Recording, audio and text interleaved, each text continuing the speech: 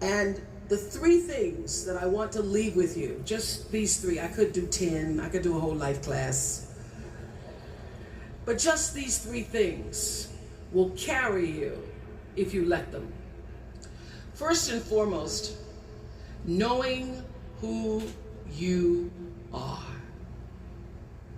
Knowing who you are. Being able to answer this question, who am I? And what do I want? You know, many times when I go out of the country, I am baffled by that question. To explain what is your occupation. I've stood there for 10 minutes. Well, am I a talk show host? Well, I'm more than a talk show host. Am I a businesswoman? I'm a businesswoman. I'm more than a businesswoman. Am I an entrepreneur? I'm more than an entrepreneur. So I just leave it blank or self-employed. So I'm not asking for the roles that you play as daughters. I'm not asking that question. What are the roles that you play as a daughter, as a friend, as a sister? You're going to be a lawyer, you're going to teach, you're going to be a pharmacist. I'm asking the bigger question of who am I? Who am I really? My answer is I am God's child. I am that which is born of all that is. I am, as Pierre de Chardin said, a spiritual being having a human experience, come trailing the breath of the ancestors yet, but trailing the breath of the angels. And understanding that because I am connected to the source of all that is possible for me. That's who I am. And what do I want? I don't want to just be successful in the world. I don't want to just make a mark or have a legacy. The answer to that question for me is I want to fulfill the highest, truest expression of myself as a human being. I want to fulfill the promise that the Creator dreamed when He dreamed the cells that made up me. What do I want? You must have some kind of vision for your life. Even if you don't know the plan, you have to have a direction in which you choose to go. I never was the kind of woman who liked to get in a car and just go for a ride. I had a boyfriend who would say, let's just go for a ride. I want to know, where are we going? Do we have a destination? Is there a plan? Or are we just riding? What I've learned is that's a great metaphor for life. You want to be in the driver's seat of your own life, because if you're not, life will drive you.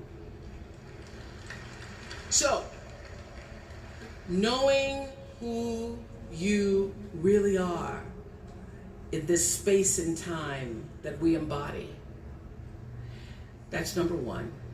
What do you want? Who are you?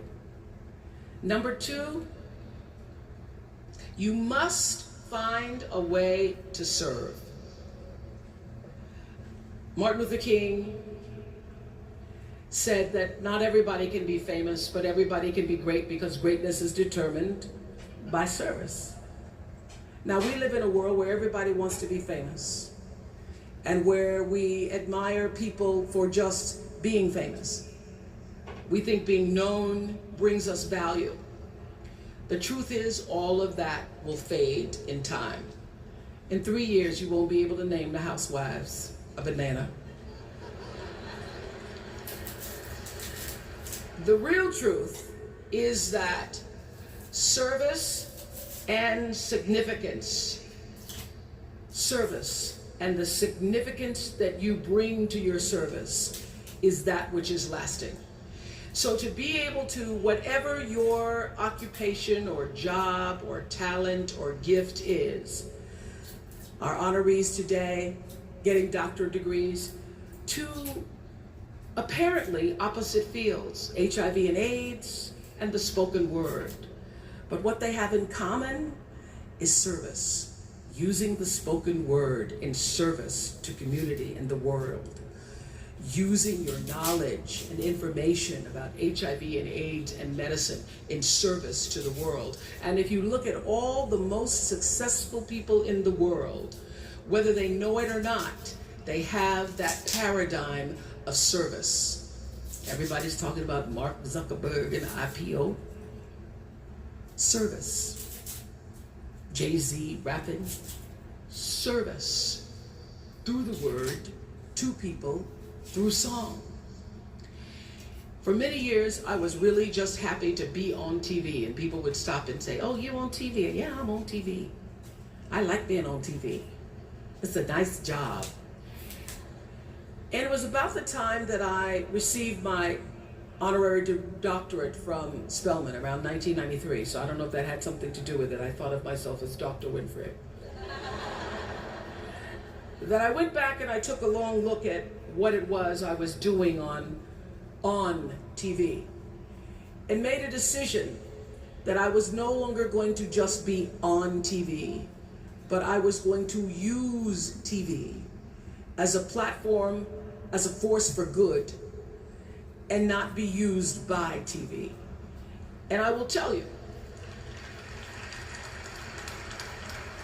my decision to make that significant change in the way I operated on television, using television as a service, changed my career exponentially. Service through medicine, service through art, using whatever it is you produce, your product, as a way of giving back to the world. When you shift the paradigm of whatever it is you choose to do to service, and you bring significance to that, success will, I promise you, follow you. Service and significance equals success. That's number 2. Number 3, it's so simple, but so hard to do. Always do the right thing. Always.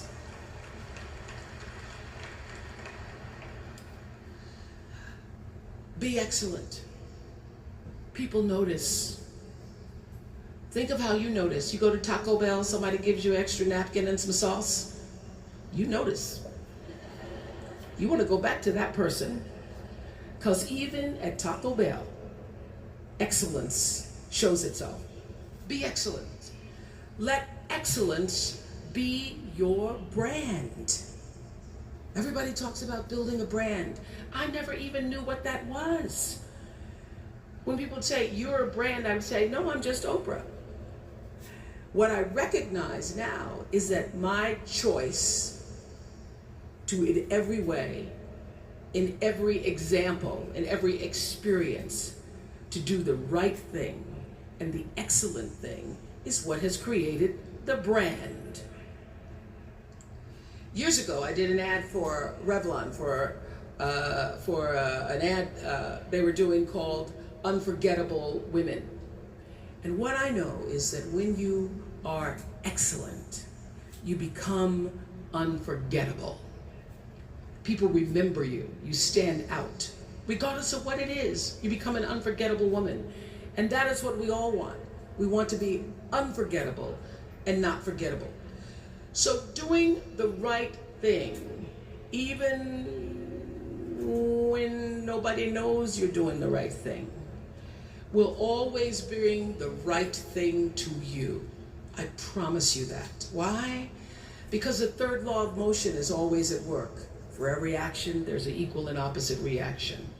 That is so true in all of our lives. That's what Newton said. Celia in The Color Purple said it. Everything you even try to do to me, already done to you.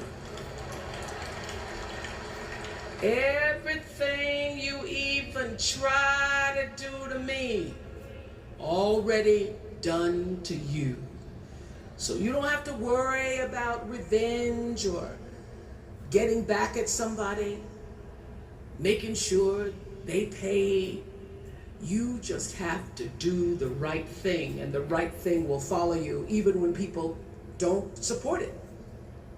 I remember many times on my show. There are many shows y'all never saw. And the reason you didn't see them is because I got the last vote. And I remember 2010, my team, hardest working team in television, had done this interview with a woman who turns out she was a Sunday school teacher by day and a sex addict at night. Ooh. And they were like, you won't believe it. We got her going out, we got her with the men, and we get to show her, and she was willing to show us everything. I sat down with a woman for an interview that was taped. And during the process of the interview, I said, why are you doing this? And she said, oh, I want to help people. I want to tell my story and I want to help people. I said, do you have children? She says, yes, I have a 10-year-old son. I knew right then, this is never going to see the light of day. So we got off the air and I said to the lady, we are not going to air that show. And she said, why? My producer said, why? She knew she was being filmed. She knew what she was saying. She knows what you... I said, because her son will never get over it. Her son will never get over it. And it's not worth a rating point to me. Not worth a rating point to me to know that there's a 10-year-old boy who's destroyed because his mother went on the Oprah Winfrey show and told all her business. You do the right thing, even when other people think it may not be. And oftentimes, when you make a decision to do the right thing, immediately you're faced with doubt. Was that the right thing? Was that the right decision? I don't know, was that the right thing? You always know it's the right thing, when in the end, there is peace. You are rewarded by peace in knowing that you did the right thing. The most important thing I have come to know in doing the right thing and making the right choices is understanding what we talked about yesterday. All of you leaving here have the potential for enormous success. There's a price that comes with that. People don't always like you, and they're not always happy for you.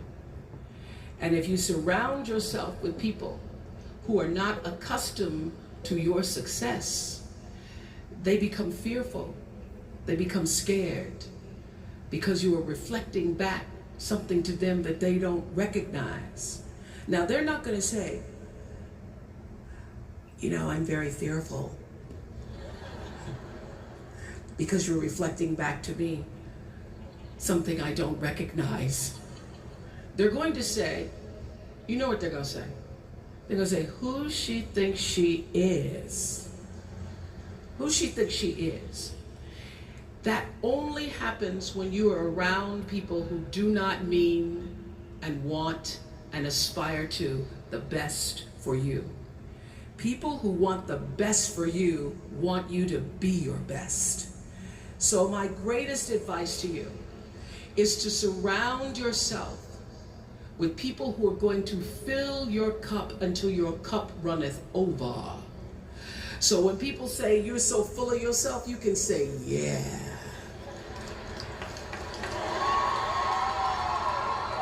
Yes, I'm full. I'm so full, my cup runneth over.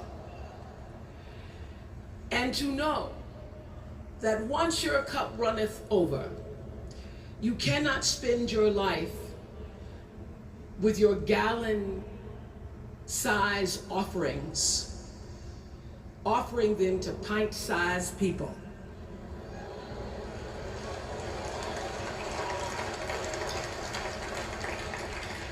You have got to surround yourself with gallon-sized people who can hang in the same company with you, so that you're not offering your gallons to those little pints out there who can't hold it anyway.